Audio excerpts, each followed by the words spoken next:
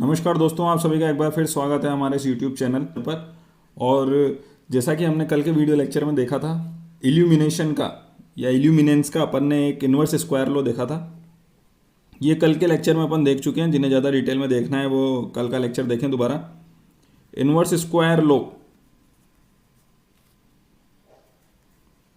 Of illuminance क्या कहता है ये कि जो इल्यूमिनेंस है ई, वो प्रोपोर्शनल होती है 1/d² के, जहाँ डी क्या है, डिस्टेंस ऑफ लाइट सोर्स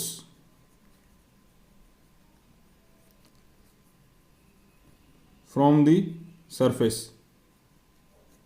अब इसी के आगे कोसाइन लॉ जो है वो क्या कहता है, cosine law of illuminance. Cosine law of illuminance क्या कहता है कि अगर कोई सरफेस है जिसके किसी पॉइंट पर अगर अपन किसी लाइट सोर्स की वजह से कोई इल्यूमिनेंस अपन कैलकुलेट करना चाह रहे हैं, ये अपना लाइट सोर्स हो गया,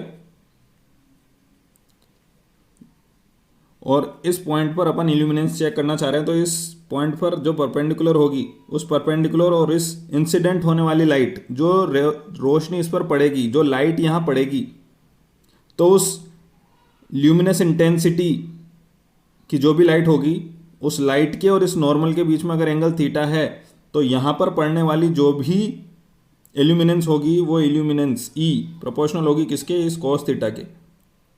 d² के इन्वर्सली प्रोपोर्शनल तो यहाँ बता दिया, और कोसाइन लॉ क्या बोलता है कि वो कॉस थीटा के भी प्रोपोर्शनल होगी, डायरेक्ट प्रोपोर्शनल होगी। अपन इसे इस तरीके से भी समझ सकते हैं कि ये जो कॉस थीटा की वैल्यू अगर मान लीजिए बढ़ती है तो इल्यूमिनेंस भी बढ़नी चाहिए। अपन इसे एक बार क्रॉस वेरीफाई करते हैं क्या ऐसा हो रहा है। मान लीजिए कॉस थीटा की वैल्यू बढ़ानी है अपन को, तो कब बढ़ेगी, जब थीटा की वैल्यू घटेगी। यानी थीटा अगर 0 हो जाए तो कॉस थीटा की मैक्सिमम वैल्यू हो जाएगी 1। यानी कॉस थीटा की मैक्सिमम वैल्यू 1 के लिए इल्यूमिनेंस भी मैक्सिमम होना चाहिए। तो 0 होने पर यानी कि एंगल 0 कब होगा, जब ये लाइट सोर्स इसके पैरेलल परपेंडिकुलर आ जाए। यहाँ पर अगर ये लाइट सोर्स यहाँ पर होता तो ये थीटा 0 होता, थीटा 0 होता तो कॉस थीटा 1 होता, 1 होता तो उस टाइम पर इल्यूमिनेंस मैक्सिमम होता। और ये बात सत्य भी है, क्योंकि जितना अपन लाइट सोर्स के एकदम डायरेक्ट लाइन में रहेंगे, या अगर मैं इसे प्रैक्टिकल एग्जांपल की तरह बोलूँ तो आप किसी रोड लाइट के नीचे खड़े होइए तो वहाँ पर आपको ज़्यादा रोशनी मिलेगी, और रोड लाइट से आप जितना दूर जाते जाएंगे रोड पर रोशनी कम होती जाएगी। ठीक है, तो यहाँ से ये कोसाइन लॉ हमारा थोड़ा सा अपन को समझ में आता है क्या, कि जो इल्यूमिनेंस है किसी भी पॉइंट पर, किसी भी सरफेस पे, किसी भी लाइट सोर्स की वजह से, वो प्रोपोर्शनल होती है किसके, कॉस थीटा के।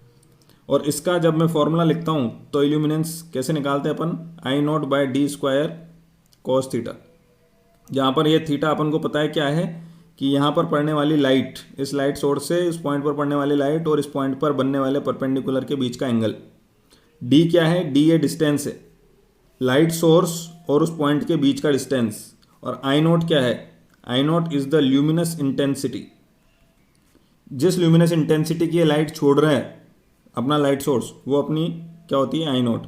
तो इस तरीके से अपन इल्यूमिनेंस कैलकुलेट कर लेते हैं किसी भी पॉइंट पर। ठीक है, I0 क्या हो गई अपनी, जहां पर ल्यूमिनस इंटेंसिटी। अब 2-3 खास बातें यहां पर, क्या कि अगर ये जो बात अपन ने बोली है ये तो क्या है किसी पॉइंट सोर्स के लिए, अगर ये पॉइंट सोर्स नहीं रहेगा, मान लीजिए कोई बड़ा लाइटिंग सोर्स है, पॉइंट सोर्स बोल रहे हैं जब तक, तो अपन ल्यूमिनस इंटेंसिटी की बात करते हैं। तो ल्यूमिनस इंटेंसिटी की बात तभी तक होएगी when dealing with point source of light. पर अगर लाइट सोर्स जो है is not a point source, अगर वो पॉइंट सोर्स नहीं है, तो अपन क्या करेंगे, उस केस में luminous flux will be used to calculate the illuminance. ठीक है, इल्यूमिनेंस को कैलकुलेट करने के लिए उस टाइम पर अपन ल्यूमिनस इंटेंसिटी ल्यूमिनस इंटेंसिटी की जगह ल्यूमिनस फ्लक्स का इस्तेमाल करेंगे। अब कुछ एक दो छोटी मोटी बातें आपको बता देता हूँ इसके बारे में कि इल्यूमिनेंस जो है, या जिसको अपन सरफेस डेंसिटी ऑफ लाइट भी बोलते हैं, light flux, surface density of light flux, कि भाई अपन को पता है ना इल्यूमिनेंस क्या था, ई ल्यूमेंस पर मीटर स्क्वायर, यानी एक पर्टिकुलर यूनिट एरिया में कितने ल्यूमिनस फ्लक्स पड़ रही है, उसी को अपन इल्यूमिनेंस बोलते हैं। तो एक तरीके से क्या हो गया, सरफेस डेंसिटी हो गई है। और किसकी सरफेस डेंसिटी हो गई है, ल्यूमिनस फ्लक्स की,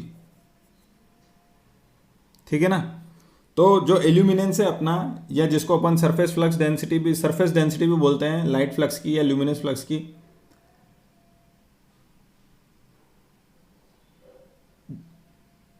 वो डिपेंड करेगी दो बातों पर। वो दोनों लो अपन ने यहां देख लिए। तो जो इल्यूमिनेंस है वो दो बातों पर डिपेंड करेगी।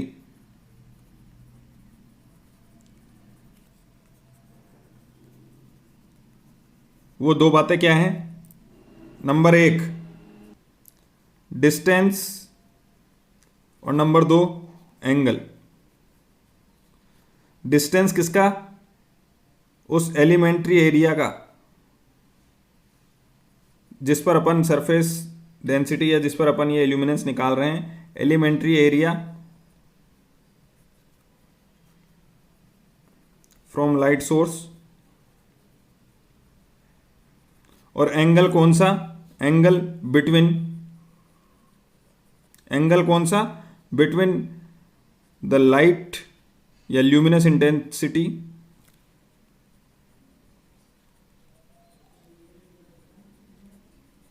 एंड नॉर्मल, या जिसको अपन परपेंडिकुलर भी बोल देते हैं, at the point on the surface. जिस सरफेस पर अपन इल्यूमिनेंस कैलकुलेट करना चाह रहे हैं, तो जिस पॉइंट पर इल्यूमिनेंस कैलकुलेट करना चाह रहे हैं, उस पॉइंट पर जो नॉर्मल लगेगी उसके बीच का एंगल। यानी तो दो बातें अपन को यहां से समझ में आती है कि जैसे जैसे हम दूर जाते जाएंगे, as we go far from source,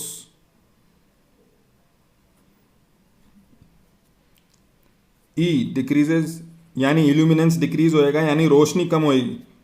और यहां से भी अपन समझ सकते हैं as the surface is more tilted.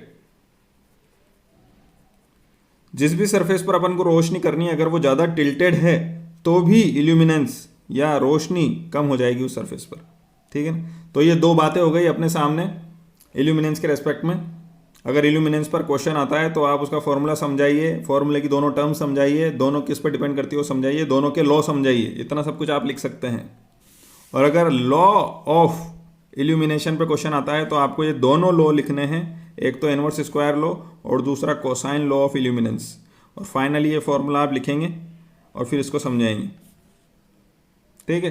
तो ये अपना आज का लेक्चर हो गया जिसमें अपन ने इल्यूमिनेंस को डिटेल में समझ लिया है। नेक्स्ट वीडियो लेक्चर में अपन इसी के कुछ टर्म्स है, कुछ डेफिनेशंस है जो बार बार पूछी जाती है अलग अलग तरह के एग्जाम्स में, वो अपन डिस्कस करेंगे। बहुत बहुत धन्यवाद। देखते रहिए, सीखते रहिए। Only at GPC 12।